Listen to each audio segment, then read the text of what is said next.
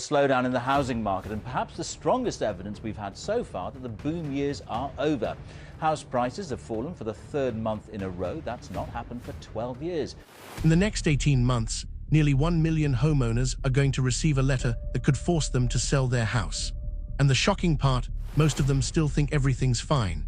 If you own property, if you're trying to buy, or if you've been renting and wondering if you'll ever afford a place of your own, what I'm about to show you is going to change how you see the entire UK housing market. Because what's happening right now isn't just a slowdown. It's a complete restructuring of who gets to own property in this country. By the end of this video, you'll know exactly which side of this divide you're on and what you need to do about it. But first, make sure to subscribe to UK Housing Report, because we're bringing you the real story behind the headlines that everyone else is missing. Here's what nobody wants to admit. The UK property market has literally broken in half, and the two sides are moving in completely opposite directions. In places like Newcastle, Leeds, and Manchester, houses are selling faster than they have in years. We're talking about properties going under offer in less than a week, sometimes with multiple bidders fighting over the same place. Prices in the northeast have jumped nearly 8% in just 12 months. Meanwhile, down south in London and across the southeast, it's like someone hit the pause button. Asking prices are creeping downward month after month. Sellers are watching their properties gather dust on Rightmove, and the ones who do get offers are often forced to accept far less than expected. Think about that for a second. A 3-bedroom house in Newcastle might cost £180,000. That same house in outer London could be £450,000 or more. The gap between property costs in different parts of the country has become so extreme that people are genuinely asking themselves if staying in the south is even worth it anymore. And here's the thing, this isn't about lifestyle preferences or wanting a change of scenery. This is pure mathematics forcing people's hands. The average salary in London is higher, sure, but it's not nearly enough to justify mortgage payments that are double or triple what you'd pay further north. When you include commuting costs, council tax, and day-to-day expenses, someone in Manchester paying off a £200,000 mortgage is genuinely living better than someone in London struggling with a £400,000 mortgage and a 1-hour commute each way. Buyers are finally waking up to this reality. Supply in London has surged nearly 19% compared to last year, meaning more sellers are flooding the market trying to exit. But actual transactions, the sales that are completing, are down 28% year-on-year. So there are all these listings, but nobody's buying at the prices sellers want. That creates a standoff. And in a standoff like this, there's only one direction prices can go. Now here's where it gets serious, and this will impact hundreds of thousands of families. Between now and the end of 2027, roughly 800,000 homeowners are going to watch their fixed-rate mortgage deals expire. These are people who locked in rates at 2% or 3% when borrowing money was basically free. Now, they're coming off those deals and staring at rates of 5% or higher. Let me make this real for you with actual numbers. If you borrowed £250,000 at 2%, your monthly payment sits around £1,120. Not too bad. But when that deal expires and you have to remortgage at 5%, that same mortgage suddenly costs £1,460 a month. That's an extra £340 every single month. Over £4,000 a year for families already stretched thin with energy bills, food prices, and everything else climbing. That's not just uncomfortable, it's unaffordable. If you think that sounds rough, here's what makes it even worse. If you don't remortgage and fall onto your lender's standard variable rate, you could easily be looking at 7% or even 8%. At 7%, the £1,750 a month, suddenly paying an extra £630 compared to your old deal. That works out to over £7,500 a year just in additional interest. Nothing else has changed except the interest rate. For tens of thousands of homeowners, especially those who bought at the peak of the market in 2021 or 2022, this just isn't sustainable. They stretched every penny to afford the property when rates were low. Now they're facing an impossible choice: find an extra few £100 every month somehow, or sell up before they're forced into an even worse position. This is exactly why we're seeing supply increase so dramatically in certain areas. It's not that people suddenly decided they want to move. They literally have no other option. But here's what makes this situation even more brutal. There's a massive generational divide happening right under our noses. If you're over 65, there's a 61% chance you own your home outright with no mortgage hanging over your head. You're watching your property value tick up slowly. Life's comfortable. But if you're under 45, you're almost certainly carrying a mortgage and feeling every single rate rise like a punch to the gut. Younger homeowners hold the bulk of the UK's mortgage debt, which means they're squeezed the hardest. This isn't about blaming anyone. It's just reality when people bought and under what economic conditions. The pain of higher interest rates is concentrated almost entirely on one group, and that group is now flooding the market with listings because they physically cannot afford to stay in their homes. Now, let's talk about landlords. Last year, 19% of landlords sold properties compared to just 8% who bought new ones. That's a massive net loss of rental stock. Surveys show that 41% of landlords are planning to reduce portfolios or exit the market entirely within the next few years. Nearly half of all landlords are considering selling up. Some are tired of the hassle, but most are being forced out by simple economics. Mortgage rates have more than doubled for landlords too. They can't pass all of that cost straight onto tenants because there are limits to what renters can afford. Add on all the regulatory changes coming through the Renters Reform Bill is shaking everything up. It scraps Section 21, meaning landlords can no longer evict tenants without a specific legal reason. From a landlord perspective, this adds serious risk. Problematic tenants who stop paying rent or damage the property are now much harder and more expensive to remove. The process takes longer, costs more, and there's no guarantee of reimbursement. Furnished holiday let tax benefits are being removed in April 2025. Landlords relying on these perks are realizing the numbers no longer add up. Many are selling to people who want to live in the property themselves, taking homes out of the rental market permanently. This landlord exodus is creating a perfect storm. Rental supply is shrinking, pushing rents up, while former rental properties hitting the sales market are adding to supply, pushing house prices down in some regions. Renters are paying more while house prices are falling. Former rental properties now make up a huge chunk of listings. In some areas, it's literally 1 in every 5 or 6 properties for sale. These homes are being snapped up by first-time buyers and families previously stuck renting. In a strange way, the landlord sell-off is creating opportunities for people locked out of home ownership for years. While the overall market struggles, some areas are thriving.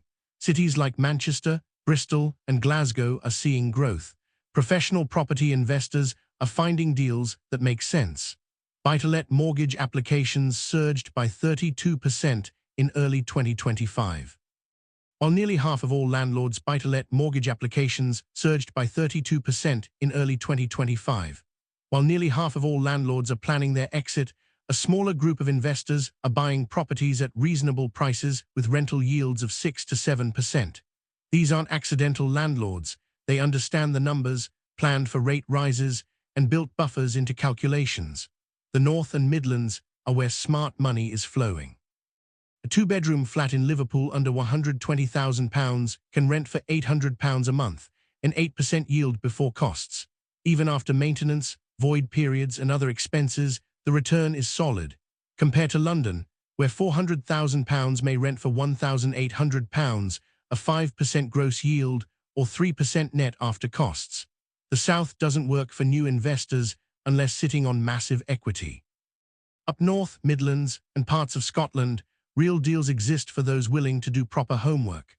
First-time buyers are also seeing real opportunities.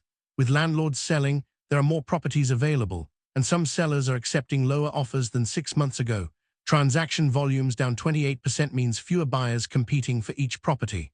If you have a decent deposit and can secure a mortgage, you have negotiating power. Being selective and not overpaying is key. Properties listed at £300,006 months ago might now be £280,000. That's real money saved by patience and homework.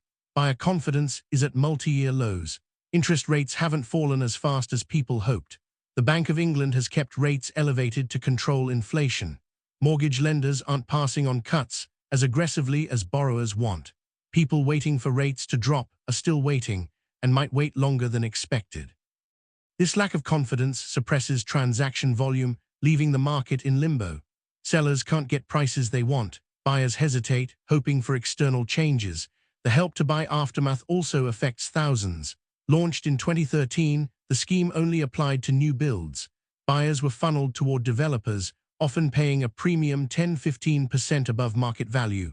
Government loans helped with deposits, but buyers still overpaid. Fast forward to 2025, many properties haven't appreciated as expected. Some are worth less than originally paid. Buying a new build flat for £250,000 with Help to Buy in 2017–2018 could now be worth £230,000, leaving buyers with less equity despite paying for years. The developer premium is still an issue. Incentives like 5% deposits or free legal fees are baked into inflated prices. New builds might look appealing, but research comparable resale properties to avoid overpaying, and builds might look appealing, but research comparable resale properties to avoid overpaying and starting with negative equity. Transaction volumes collapsed at times. Activity dropped by over 60% compared to the previous year. This isn't a slow market, it's frozen. Buyers worry prices will fall, sellers hold onto memories of 2021 sales. Market averages seem stable, but tension builds like a compressed spring. The Bank of England is expected to gradually reduce the base rate, maybe bringing mortgage rates down to 5%. Wage growth of around 2–2% annually will support higher mortgage payments. Confidence will return, transactions will rise, and prices follow, demand outstripping supply. The opportunity window is now. First-time buyers who saved diligently may find this the best time in 5 years to move. Mortgage rates are higher, but prices are lower, and negotiating power exists. Investors can acquire properties below market value, especially with cash or large deposits. Doing due diligence and understanding numbers is crucial. Government schemes and regulations continue reshaping the market. Selective licensing expands, adding cost and hassle for landlords, pushing them to sell. Furnished holiday let tax changes hit coastal towns. The Renters Reform Bill removes Section 21, altering landlord-tenant relationships. What this means depends on your position. Homeowners with affordable mortgages can ignore most drama. Fixed-rate deal homeowners need to be proactive, talk to brokers, and assess rates early. If numbers don't work, selling now while equity is decent is better than waiting.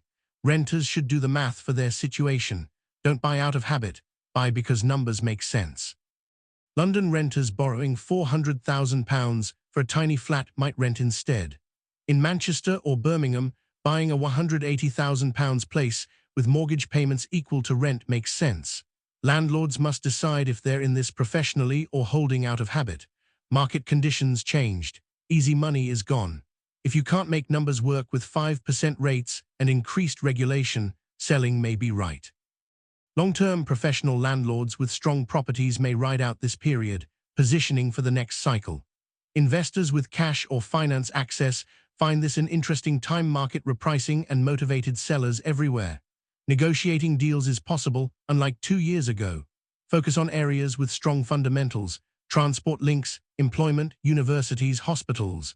Run conservative numbers, 5% rates, void periods, unexpected costs. If the deal works, it's worth pursuing. Unexpected costs. If the deal works, it's worth pursuing. Transaction volumes are the key indicator. Rising sales suggest confidence returning, stabilizing prices. Suppressed transactions indicate further weakness, especially in the South. Bank of England decisions, employment data, and rising unemployment heavily influence affordability. The UK property market is reshaping itself. Older generations hold equity, younger ones face high prices relative to wages and mortgage rates. Wealth is transferring to existing owners, younger people struggle to enter the market. Within every crisis lies opportunity. Regional divides offer affordable areas with growth potential. Landlord exits create negotiating opportunities. Understanding the market and acting decisively is critical. Predictions will play out over the next few years. Wage growth, interest rates, government schemes, and supply. One thing is certain. The UK property market of 2029 will look very different from 2019. Cheap money era is over.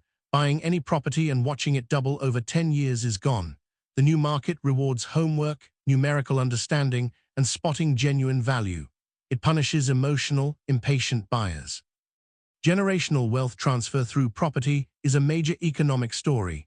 Parents helping with deposits, inheritance used to buy properties, older generations owning multiple properties while younger people struggle. It's unsustainable, and change will come government intervention, price corrections, or stagnant prices while wages catch up. Today,